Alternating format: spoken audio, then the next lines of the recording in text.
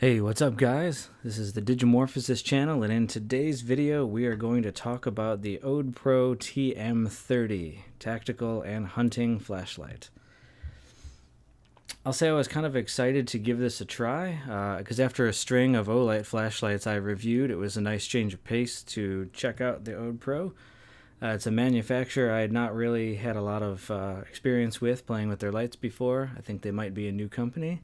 And in this case, my introduction to that brand is this TM30 LED light. Odepro markets it as a hunting and law enforcement light, and there is an optional rifle mount you can get for it sold separately. I believe it's about $6 or so on Amazon. I'll include the link in the description. So, basically what comes in the box is the light, the included 3000 milliamp hour 18650 battery. It's rechargeable, and as you can see in the backdrop here, it does come with its own charger that you can just plug into a wall, like you'd expect. There's an LED light that glows orange while it's charging and green when it's done, and it does come with a little baggie of spare O-rings as well, if yours wear out or you want to change them to preserve the water tightness of the flashlight. It has 5 modes: a turbo, high, medium, low, and strobe, and you can switch between them when the light is on with this button here on the side. It does go in downward order, so the top of the mode is high or turbo, and then every time you click the button it steps down and then resets. You can do that while the light is on, and you can click this in fully to use it, and it does have, as you see, momentary-on just by pressing in the button slightly. One thing to note, which I'll get more into later in our review here, is the turbo mode of this light is about 750 lumens. Some reports put it more at about 640, but it's right in that range. It's less bright in terms of rated luminosity than some of the other O-lights that I've recently reviewed, such as my current everyday carry, the M2R. Its high mode is about 250 lumens. You can get about 6.5 hours of battery life on that. 37 lumen low mode, 42 hours. 37 lumen medium mode, 42 hours, and 12 lumen low mode for about 130 hours. Excellent runtime. That would obviously be for scenarios where a little bit of light to help see your way on a trail or in a really dark place would be useful, but if you're in a power outage or some other situation where you don't know when you're going to be able to recharge the battery and you just need it to last as long as possible. It is IP66 rated in its water resistance, and it has the standard aluminum anti-abrasive body that you would come to expect with most of these types of lights, and it has a rated 190 meter max throw distance. So now that we're through what it comes with and what it can do, let's talk about some first impressions on it. One thing that struck me right off the bat about the Odepro TM30 is the deep bezel. As you can probably see here, let me focus the lens a little bit. It is a deeper bezel than, say, the M2R here by at least twice as much, I would say. And off the bat, I was excited to take it out and try that, because quite often the bezel depth has a lot to do with how far the light will throw its beam.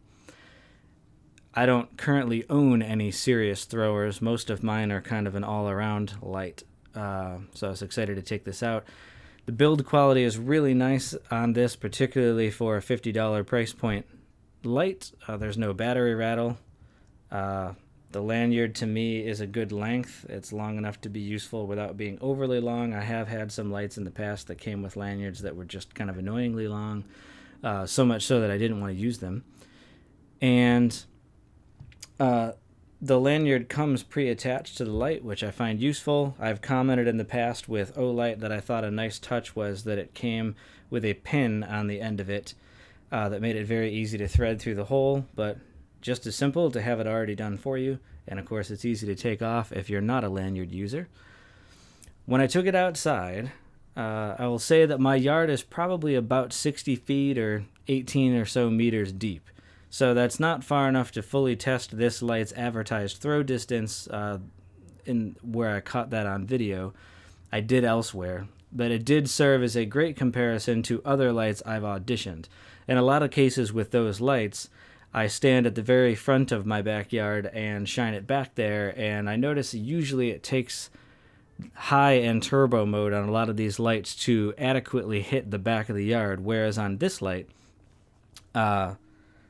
even down to its medium mode, I was able to shine straight to the back with great detail and really see a lot, and it was very, very illuminating on the higher modes. I was impressed with how far it could shoot compared to a lot of my other lights. Particularly, I'll just draw this comparison again. I use the M2R as an everyday light because it's very bright, but it's got some cool modes. It's convenient size, as you can see. But even it, on its highest modes, doesn't have the ability to really get out there like this light does, which is very nice. Getting that kind of distance on the lower modes is a great feature, and not something I've seen on the last couple flashlights that I've auditioned, in fact. The light beam itself, as you can probably tell a bit from this, is a very neutral white. It's almost blue tone in a sense. Compared to a lot of the other lights that have a bit of a warmer, a more yellow tone in the LED, this one, it looks different, but it's gives a nice detail when I shined it at trees and such outside.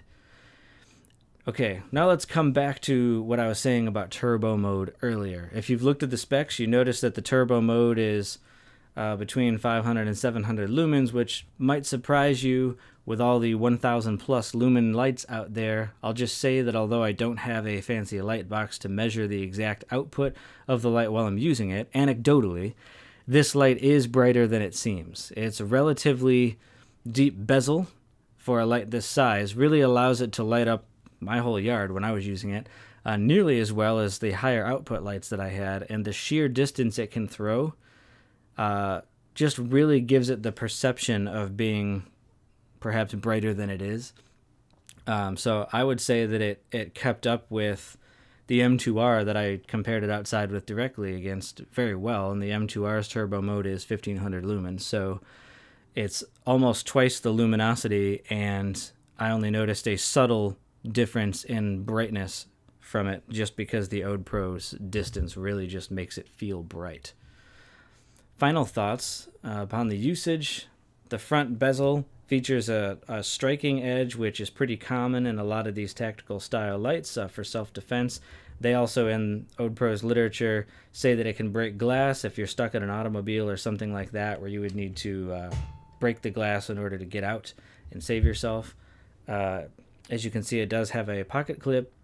In the octagonal attachment area here that you see really helps it not roll around too much, and I was worried at first that it was going to hurt when you grip it, but actually it doesn't really protrude far enough that I really feel it at all in the palm of my hand when I grip it. So if that's a concern of yours, rest assured that that's not really an issue. I do like the momentary-on feature of the tail cap, but the mode switching button to me would take a little bit of getting used to if I were going to use this light all the time, and that's mostly because if you do hold the light ice pick style like this, which for tactical type settings you would, it is actually very easy to just click this button while you're holding it and change the modes. But if you're holding the flashlight in the traditional way, as you can see, maybe you could get it with your pinky, but I had a couple times out while I was using it outside in the dark. I can't see this, so I had to keep rotating the light and trying to feel for it with my thumb in order to switch modes. So, admittedly, this is a tactical style light, obviously meant for you to hold it this way, but just know that if you're holding it like that while you walk around, it is going to be a little awkward to change modes trying to find that button. A suggestion for future iterations of the light would be a glow-in-the-dark button here. That would at least make it easier to find it quickly when you're out in the dark. But given this flashlight's ability to both go wide and throw a good distance, it would indeed be solid for law enforcement, and if you attach it to a rifle and we're hunting kind of in the evenings or very early mornings, I could see it being very useful there. I hope this was helpful for you guys. If you were thinking of getting one or just shopping for new lights and wanted to see what a brand like this had to offer, join us next time in our next video for more reviews.